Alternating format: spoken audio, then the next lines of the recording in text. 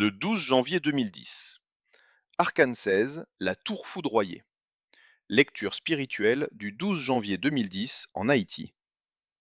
Le 12 janvier 2010 n'est pas une date ordinaire dans l'histoire d'Haïti. Ce jour-là, à 16h53, la terre a tremblé. Des maisons sont tombées, des écoles se sont effondrées, des familles ont été brisées, et une nation entière a été touchée dans son corps et dans son âme. Mais lorsqu'on regarde cet événement avec les yeux de la Kabbale, on ne s'arrête pas seulement au phénomène physique. La Terre a tremblé, oui, mais les nombres, la date, l'heure et les arcanes parlent aussi.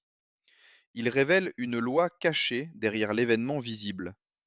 Ce qui s'est passé en Haïti le 12 janvier 2010 à 16h53 n'était pas un simple hasard. C'était la manifestation de l'arcane 16, la tour foudroyée, la loi de la correction divine agissant avec force. Haïti, comme nation, a une tendance fondamentale liée au nombre 6.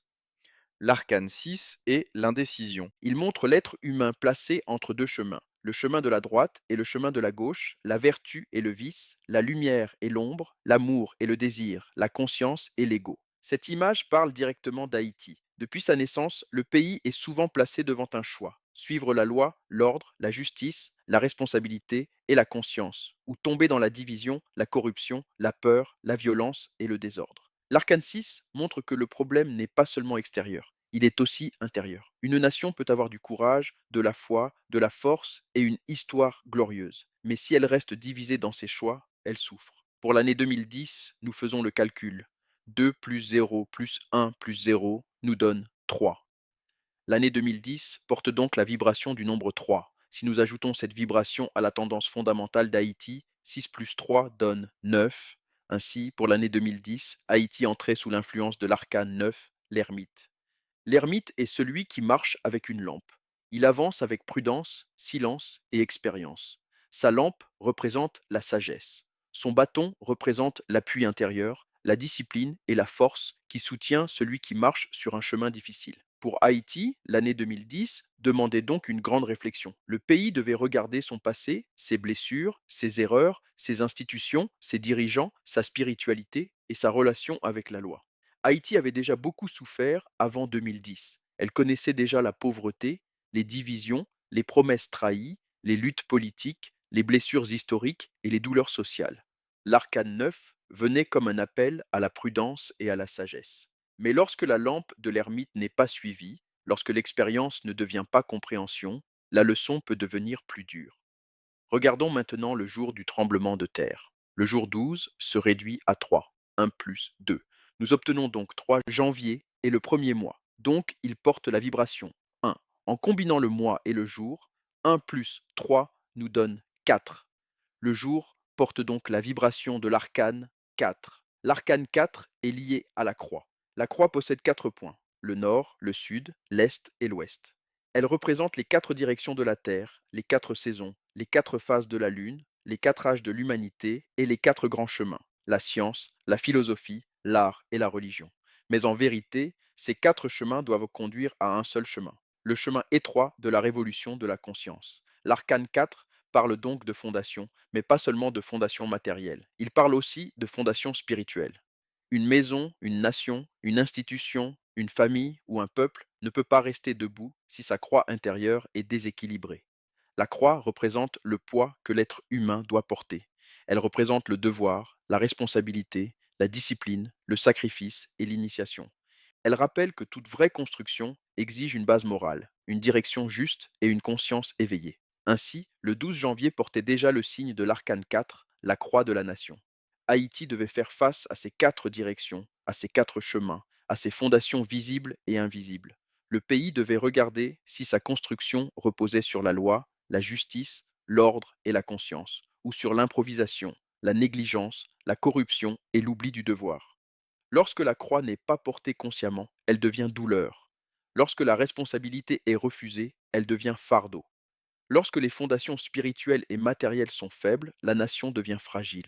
C'est pourquoi, en ajoutant l'énergie annuelle d'Haïti pour 2010, qui est 9, avec l'énergie du jour, qui est 4, nous obtenons 9 plus 4 nous donne 13. Haïti entrait donc, ce jour-là, sous l'influence de l'arcane 13, l'immortalité. L'arcane 13 représente la mort, la fin d'un cycle, la coupure et la transformation. Il ne parle pas seulement de mort physique, il parle aussi de la fin des formes anciennes, des illusions, des structures corrompues, des systèmes abusifs et de tout ce qui ne peut plus continuer de la même manière. Dans l'arcane 13, la faux coupe, elle agit selon la loi. Ce qui a terminé son temps doit tomber, se transformer ou disparaître. Ce jour-là, Haïti est entré dans cette vibration de rupture. Puis vient l'heure exacte du tremblement de terre, 16h53. Cette heure se réduit à 3, en ajoutant cette vibration à celle du jour, 13 plus 3. Nous obtenons donc 16. Nous arrivons à l'arcane 16, la tour foudroyée. L'arcane 16 est l'arcane de la fragilité. Il montre la tour frappée par le rayon de la justice cosmique, ce qui est construit sur l'orgueil, l'injustice, la négligence, la corruption ou l'inconscience finit par tomber. La tour foudroyée ne parle pas seulement de bâtiments. Elle parle de tout ce qui est mal construit, les institutions, les systèmes, les habitudes, les structures sociales, les manières de gouverner, et même la manière de penser d'un peuple. Quand la tour tombe, ce n'est pas seulement la pierre qui s'écroule, c'est aussi une vérité qui se révèle. En Haïti, les bâtiments sont tombés, mais avec eux sont apparues beaucoup d'autres réalités. Mauvaise construction, absence de contrôle, pauvreté extrême, centralisation excessive, manque de préparation, faiblesse administrative, dépendance extérieure et abandon du peuple. La terre a tremblé, mais le pays tout entier a été obligé de se regarder.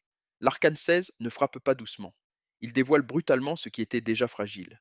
Il montre que ce qui n'est pas bâti sur une base réelle ne peut pas résister.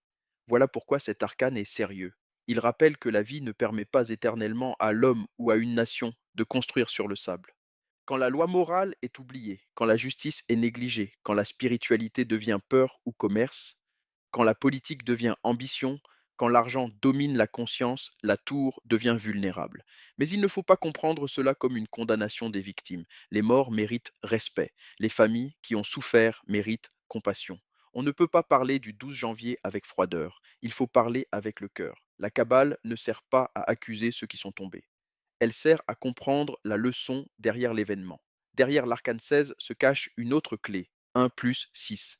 Nous obtenons donc 7. Le 7 est le triomphe. Mais ce triomphe ne signifie pas une victoire facile. Il ne signifie pas que l'homme gagne sans lutte. L'arcane 7 est le char de guerre, le char que la monade forme pour se manifester dans ce monde avec puissance. Le 7 représente les luttes, les batailles et les difficultés. Mais malgré les combats, il est toujours victorieux. Le 7 contient les 7 couleurs du prisme solaire, les 7 planètes, les 7 vices que nous devons transmuter en 7 vertus, les 7 génies sidéraux, les 7 corps, les 7 dimensions, les 7 degrés de pouvoir du feu et les 7 paroles secrètes prononcées par le logos solaire sur le calvaire. Dans la Kabbale, la connaissance peut être utilisée pour élever ou pour détruire. Il y a une Kabbale blanche, alignée avec la loi divine, la justice, la lumière et l'élévation. Et il y a une Kabbale noire, utilisée pour manipuler, contrôler, dominer et nourrir l'ego. La connaissance seule ne suffit pas. Tout dépend de la direction de la conscience. Haïti possède une grande force spirituelle. Elle porte une mémoire puissante, des ancêtres, une histoire, des mystères et une énergie profonde. Mais cette force doit être orientée vers la lumière. Si elle est utilisée pour la peur, le pouvoir, l'argent, la vengeance ou la manipulation, elle devient dangereuse. C'est la même chose pour une nation comme pour un individu. Ce qui n'est pas purifié finit par se retourner contre soi. Le 12 janvier 2010 doit donc rester une date de mémoire, mais aussi une date d'examen intérieur. Il ne suffit pas de se souvenir, il faut comprendre. Il ne suffit pas de pleurer, il faut apprendre. Il ne suffit pas de reconstruire, il faut changer la base. Haïti doit reprendre la lampe de l'ermite. Elle doit avancer avec prudence, regarder ses erreurs, purifier ses forces, rebâtir ses institutions et choisir une direction plus consciente. La catastrophe a montré la fragilité. Maintenant, le pays doit chercher la sagesse. La tour est tombée, mais le triomphe reste possible. Il appartient aux vivants d'écouter, de comprendre et de se relever autrement. Que la paix soit avec vous. Merci d'avoir écouté. Que cette réflexion nous aide à transformer la mémoire du 12 janvier en conscience, en responsabilité et en force pour l'avenir.